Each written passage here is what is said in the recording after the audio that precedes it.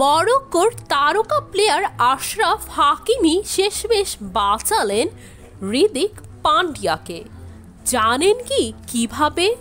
মনে আছে কি হাকিমের বউয়ের কথা, যিনি হাকিমিকে ডিভোর্স দিয়েছিলেন? সে জন্য নাকি হাকিমের 50 থেকে 70% সম্পত্তি পাবার কথা ছিল তার স্ত্রীর, কিন্তু সেটাকে হাকিমি দিয়েছিলেন চরম ফাঁকি। কিন্তু সেটা আবার হাকিমি কিভাবে করলেন? যখন আদালত রায় দিতে গেল তখন ঘটল বিস্ময় ঘটনা। এত বড় খেলোয়াড় হাকিমের দেখা গেল কিছুই নেই, যা আছে সব তার মায়ের নামে। এখন মায়ের নামে আছে বলে তো সবকিছু তার মায়ের। এদিকে এবার মায়ের সম্পত্তি তো ছেলের বউকে দিয়ে দেওয়া যায় না। এভাবে নাকি বেঁচে গিয়েছিলেন হাকিমি, দিয়েছিলেন ফাঁকি। এবার তাহলে আসি পাশের দেশ এর ক্রিকেটার হার্দিক পান্ডিয়ার দিকে কিছুটা নজর দেওয়া যাক। ক্রিকেটার হার্দিক পান্ডিয়া আর নাতাশার বিচ্ছেদ গুঞ্জন তো চলছেই। পাপ্পারাজিরা অনেক কিছুই দুয়ে দুয়ে চার মিলিয়েছেন। হৃদিকের সঙ্গে বেশ কিছু সোশ্যাল মিডিয়ার ছবি মুছে দিয়েছেন নাকি তার স্ত্রী নাতাশা। সেই সঙ্গে সোশ্যাল মিডিয়া থেকে পাঞ্জ পদবিও সরিয়ে দিয়ে তিনি কি বোঝাতে চাইছেন? চলছে এই জলঘোলা। তার মাঝে রয়েছে নাতাশার ইঙ্গিতপূর্ণ পোস্ট সোশ্যাল মিডিয়ায়। ইনস্টাগ্রাম স্টোরিতে নাতাশা একটি ভিডিও পোস্ট করেন, ক্যাপশনের জায়গায় লেখেন ঈশ্বরের নাম জপ। আবার নাতাশার একটি পোস্ট ভাইরাল হয় যেটায় লেখা ছিল 2 দিন পর পথে বসবেন পান্ডিয়া। এইসব কাকে বোঝাতে চাইছেন তিনি? তাহলে কি সত্যি নাতাশা এবং হার্দিকের বিচ্ছেদ হতে যাচ্ছে? তাহলে আইনানুগ হার্দিক 70% সম্পত্তির নাতাশাকে হস্তান্তর করবে কি আদালত? যদিও এই দুইজনই প্রেম করে নিজের পছন্দে বিয়ে করেছিলেন, তারা দুইজনই স্বাধীন এবং স্বাবলম্বী। 3 বছর আগে হার্দিক পান্ডিয়ার ক্যাপ্টেন্সিতে গুজরাট IPL জিতেছে প্রথমবার। গত আসরেও ফাইনালে এগিয়েছে। স্ত্রী পুত্র রোহিতকে সরিয়ে মুম্বাইয়ের ক্যাপ্টেন করা হলো তাকে। এতে মুম্বাইয়ের ফ্যানরা খুশি ছিল না। রোহিতের জনপ্রিয়তার কাছে ঢোপে টিকল না পান্ডিয়ার নেতৃত্ব। আর টিকবেই বা কি করে? রোহিতের ফ্যান সংখ্যা ছিল তো বিস্তর।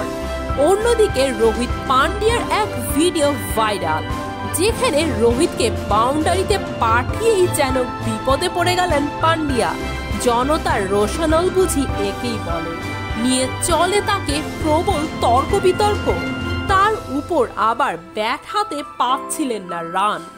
হলেন বল হাতে সবচেয়ে খরুচে বোলার, যিনি আবার মুম্বাইকে কিছুই দিতে পারলেন না। তার জন্যই নাকি মুম্বাই 16 বছরের মধ্যে এবার টেবিল পয়েন্টের সবচেয়ে নিচে থেকে সিজন থেকে নিল বিদায়। শুধু তাই নয়, প্রচলিত আছে বিপদে পড়লে নাকি সব দিক থেকেই বিপদ আসে। পারিবারিক জীবনেও নাতাশাকে নিয়ে বিচ্ছেদ গুঞ্জন যেন এর একই প্রতিফলন। অনেক আগের থেকেই নাতাশার সঙ্গে সম্পর্কের ফাটল শুরু হয়েছিল, যা বোঝা যায় এই সিজনে IPL এর একটাও সিজনে দেখতে আসেনি নাতাশা। সোশ্যাল মিডিয়া থেকেও হার্দিকের সঙ্গে সকল ছবি হাইড করা তার শেষ। ভক্তরা আর পাপ্পারাজিরা তো এবার বুঝতে বাকি রাখেনি। পান্ডিয়ার জন্য জীবন বোধহয় নিষ্ঠুরই হলো। এই ঘটনা থেকে হাকিমি যেন কোণে বসে হাসছে। হাকিমিরও কিন্তু বিচ্ছেদ হয়েছিল, আর তার স্ত্রী দাবি করেছিলেন তার সম্পত্তির 50%। তবে দল থেকে জানিয়ে দেওয়া হয়েছিল তার মিলিয়নার স্বামীর কিছুই নেই। তার সমস্ত সম্পত্তি বলে তার মায়ের নামে নিবন্ধিত। একই রকম খেল খেললেন পান্ডিয়াও। সম্প্রতি পান্ডিয়াকে বলতে শোনা গেছে তার যাবতীয় সম্পত্তি নাকি তার মা কিংবা ভাইয়ের নামে। তাহলে কি এই যাত্রায় বড় বাচ্চা বেঁচে গেলেন পান্ডিয়া? কিন্তু ভারত বিধায় জটিলতার সম্মুখীন তো হতেই হবে, এর আশঙ্কা রয়েছে সবারই। বলা বলি হচ্ছে ভারতের আইন তো আলাদা, এখানে আনুমানিক সম্পত্তি বেতনের ভিত্তিতে গণনা করা হয়, তারপরও আদালত চূড়ান্ত অর্থ প্রদানের সিদ্ধান্ত নেয়। সম্পত্তি কার নাম ও কর্তৃত্বে রাখা হয়েছে তা আদালত গোনায়ও ধরে না। তাহলে কি কোনো পরিত্রাণ নেই পান্ডিয়ার? চলছে নানা তোলপাড় ভক্তদের মাঝে। অনেকেই মনে করে যাচ্ছেন এই আইনটি সম্পূর্ণই বৈধ নয়, মেয়েরা নাকি এই আইন দেখিয়ে টাকা হাতিয়ে নিচ্ছে, করছে ছেলেদের নিঃস্ব। নীতি নির্ধারকদের এতে নজর দেওয়া উচিত বলে মনে করেন তারা। এখন এর পরিবর্তনের সময় এসে গেছে।